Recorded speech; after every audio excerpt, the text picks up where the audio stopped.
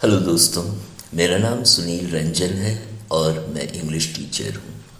अभी मैं आपके लिए द प्रपोजल जो एंटन चेखव की रचना है उसकी समरी लेकर आया हूँ। तो मैं प्रारंभ करता हूँ। रूसी लघु कथाकार एवं नाटककार एंटन चेखव द्वारा लिखित द प्रपोजल एक हास्य नाटक है। यह उनकी 1889 की रचना है। तो प्रपोजल का अर्थ होता है प्रस्ताव। यह नाटक धनी परिवारों के बीच वैवाहिक संबंधों को बनाने और व्यापार को अधिक बढ़ाने के विषय में है। इवान लोमोव और स्टीपैन चिबुकोव धनी पड़ोसी हैं। इवान चिबुकोव की 25 वर्ष की बेटी नतालिया का हाथ मांगने आता है। ये तीनों झगड़ालू हैं और छोटी छोटी बातों पर लड़ने लगते हैं। उनके झगड़े के बीच विवाह का प्रस्ताव खतरे में पड़ता दिखाई देता है, लेकिन आर्थिक पक्ष के कारण अंततः प्रस्ताव रखा जाता है, लेकिन झगड़ा जारी रहता है। लोमोव अपने पड़ोसी चिबुकोव के घर में बहुत सुंदर पोशाक पहने प्रवेश करता है। चिबुकोव को उसे इतनी सुंदर पोशाक, जिसे इवनिंग ड्रेस कहते हैं, देखकर हैरानी होती है और वे उससे उसके आने का कारण पूछते हैं। उन्हें लगता है कि वह उनके पास पैसे लेने आया होगा जो वो देना नहीं चाहते हैं। जब उन्हें पता चलता है कि लोमोव उनकी बेटी का हाथ मांगने आया है तो उनकी खुशी का ठिकाना नहीं रहता है और वे नतालिया को बुलाने चले जाते हैं। लोमोव 35 वर्ष का युवक है जिसके दिल की धड़कन तुरंत बढ़ जाती है और वह तुरंत निराश हो जाता है और अच्छी तरह सो भी नहीं पाता है। वह सोचता है कि उसकी सही उम्र है विवाह करने की और उसे खुशी है कि उसने नतालिया के विषय में सोचा है।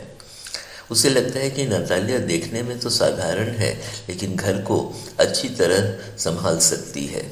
जब नतालिया आती है तो लोमोव उससे बात करने लगता है।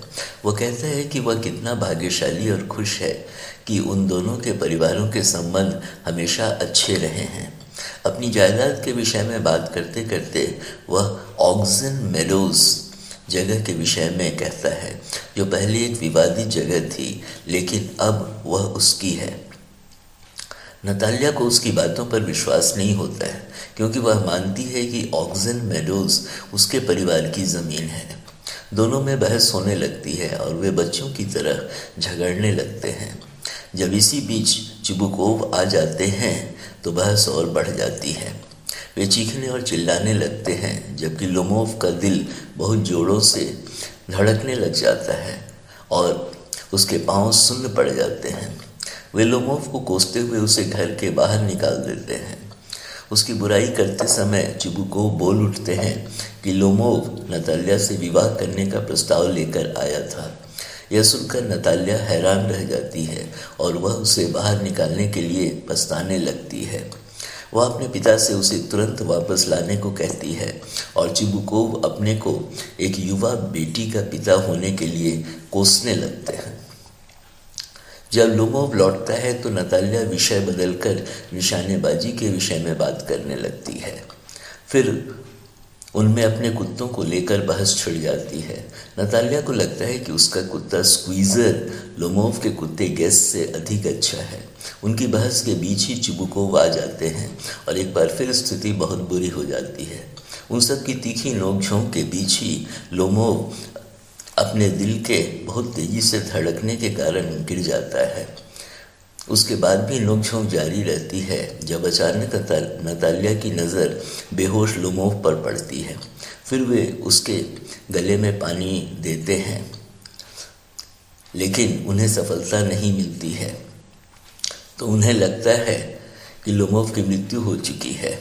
जब लोमोव के शरीर में थोड़ी हरकत होने लगती है तो वे उसे थोड़ा पानी देते हैं और चिबुकोव ज़बरदस्ती नतालिया का हाथ उसकी तरफ बढ़ा देते हैं और आशीर्वाद देने लगते हैं और उन दोनों को चुम्बन लेने के लिए कहते हैं। तो यह चुम्बन विवाह का चुम्बन होता है। लोमोव, जो पूरी तरह होश में नहीं आया था, समझ नहीं पाता कि क्या हो रहा है। जब उसे पूरी तरह होश आता है तो वह खुशी से झूम उठता है और नताल्या के हाथों को चूम लेता है। नताल्या अपनी बचकानी हरकत से बाज नहीं आती और लोमोव को मनाना चाहती है कि उसका कुत्ता स्क्वीज़र लोमोव के कुत्ते गेस से अधिक अच्छा है, लेकिन अपने जिद्दी स्वभाव के कारण लोमोव ऐसा मानने से इनकार कर देता है। इस तरह झगड़ा एक बार फिर प्रारंभ हो जाता है। तो दोस्तों, यह समरी है इस नाटक का और इसमें हंसी के फव्वारे छूटते हैं और ये बहुत सुंदर नाटक है जिसको चेखव ने लिखा है। और दोस्तों, यदि आपने मेरे चैनल को सब्सक्राइब किया है तो अच्छी बात है, और यदि आपने नहीं किया है और यदि आप सब्सक्राइब करेंगे तो मैं वादा करता हूँ कि आपके लिए अच्छे अच्छे ज्ञानवर्धक वीडियोस समय समय पर बनाकर लाता रहूँगा। Thank you.